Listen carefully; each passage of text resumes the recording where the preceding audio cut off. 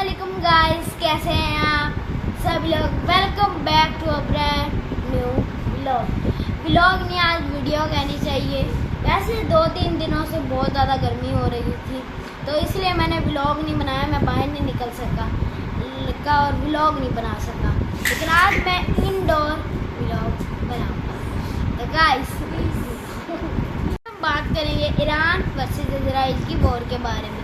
वैसे तो वॉर जब होती है तो दोनों साइड का नुकसान होता है। ऐसा नहीं होता कि सिर्फ एक ही कंट्री का नुकसान हो रहा है, क्योंकि अटैक तो दोनों कंट्रीज एक दूसरे पर करती है ना। ये नहीं होता कि कोई दो कंट्रीज एक दूसरे पे कोई एक कंट्री एक दूसरे पे अटैक करे। और गाइस वैसे तो देखा जाए तो ईरान की स्ट्रैटेजी बहुत अच्छी रही है, जिसकी वजह से इजराइल बहुत ज़्यादा डैमेज हुआ इजराइल को।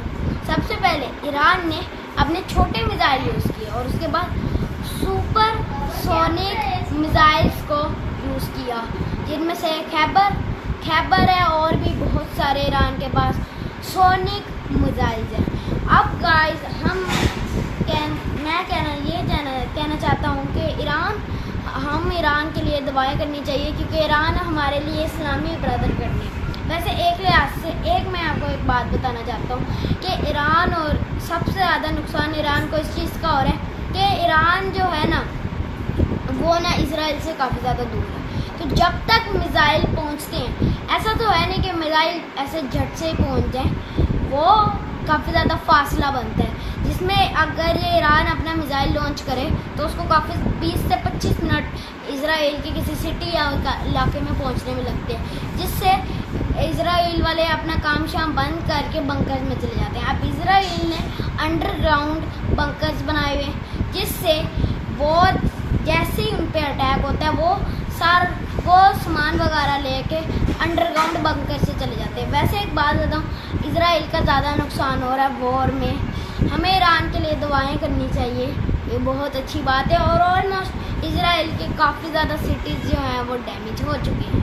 मेरी बात सुनिए, मैं आपको कुछ और बात बताना चाहता हूँ।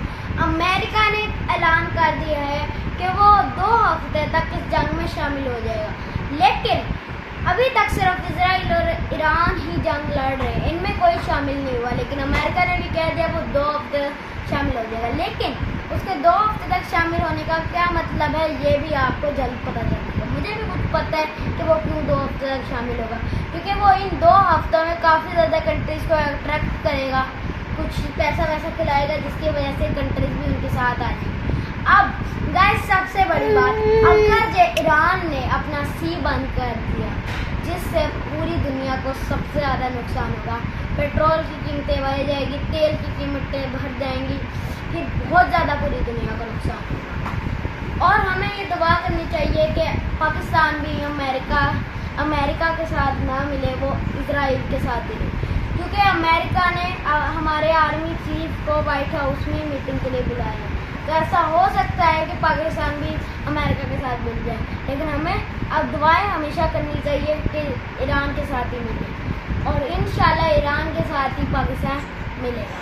अल्लाह हाफ़िज़।